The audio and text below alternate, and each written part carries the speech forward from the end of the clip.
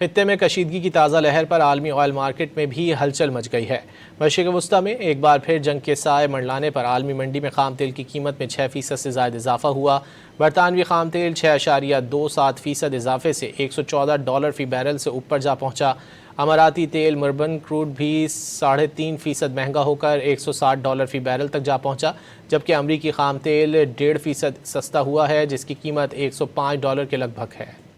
खित्ते में कशीदगी की ताज़ा लहर पर आलमी ऑयल मार्केट में भी हलचल मच गई है।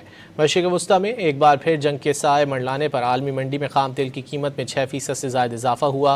बरतानवी खाम तेल 6.27% इजाफे से $114 फ़ी बैरल से ऊपर जा पहुँचा।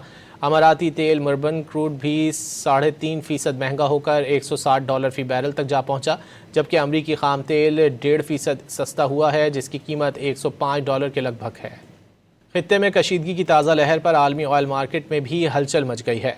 मशरिक़ वस्ता में एक बार फिर जंग के साए मंडलाने पर आलमी मंडी में खाम तेल की कीमत में 6% से ज़ायद इजाफा हुआ।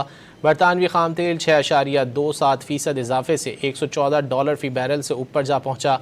अमाराती तेल मुर्बन क्रूड भी 3.5% महंगा होकर $160 फ़ी बैरल तक जा पहुँचा, जबकि अमरीकी खाम तेल 1.5% सस्ता हुआ है, जिसकी कीमत $105 के लगभग है।